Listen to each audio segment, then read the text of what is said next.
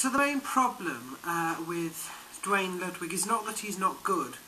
The problem is that he doesn't seem to just be pitted against people who he can really do, well.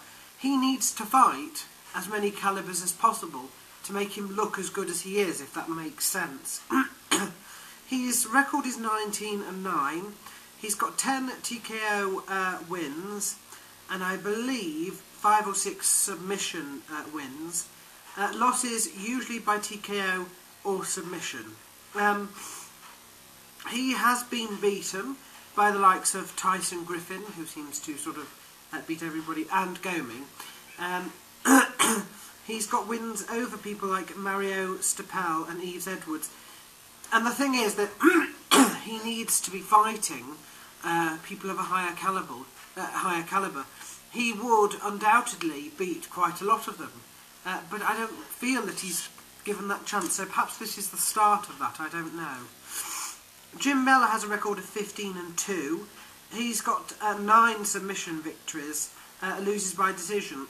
If they have any sense, this will be groundsman versus stand-up. I'm going to go for Duane Ludwig. Joe Lauzon is facing Sam Stout, so both of the brothers are on the same card. Lauzon was doing really well, but he's been out for quite some time, in fact. Here's an interesting point about him. He's had 22 fights, and he's never seen a decision, not once. He's never taken somebody else to decision, he's never been taken to decision. So I'm not going to suggest this one is going to end by decision. He is facing Sam Stout. I think this really will be TKO, will be sort of stand-up with Sam Stout facing Joe Lauzon, who probably will head towards submission here.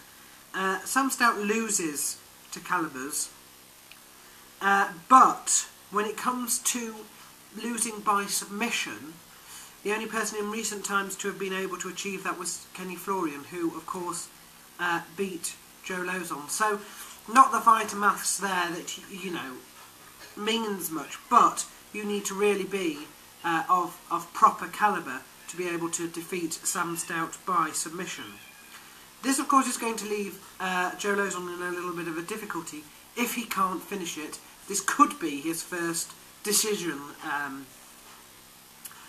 Who am I going to go for? I'm going to go for Joe Lauzon. I am going to go for Joe Lauzon here. And the main event, Rashard Evans, 13-1, wins by TKO and decision. He is fighting out of the Jackson's camp. He loses by TKO, but he's only got 1 loss by TKO there. He is facing Thiago Silva. Thiago Silva fights out of American Top Team. He's got wins by TKO as well, but he's got 1 loss by TKO as well, his loss. And this of course was to Lyoto Machida. Now, strangely enough, Evans' 1 loss by TKO is to the same person.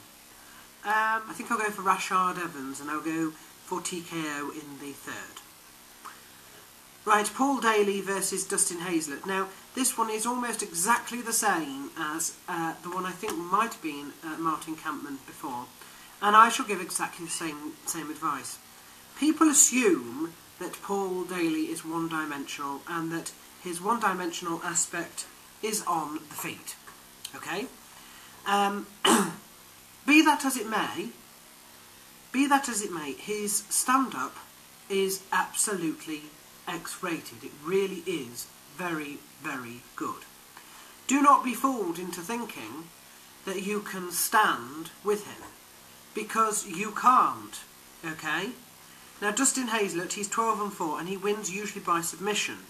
He's on a 2-fight win streak, and if he does get Daley down, does get the takedown, he will be able to submit him. But there's going to be a terrible temptation to fight Daley on his feet, because of the thought that he's one-dimensional, and even if you attack him therefore in his area of strength, he's not going to be that good. He loses by submission, does Daley. He's got a record of 22-8, but he wins a hell of a lot by TKO. What you need to do is take him down and submit him. It doesn't matter how, but don't stand up with him. It's not a very good idea. It will probably end in tears. My worry is that Dustin Hazlett will just try and stand up with him, as is the temptation. I'm going to go for Paul Daley on this one by TKO. I'll go for it in the second. I think that Hazlett has got the potential to submit him if he gets him down, but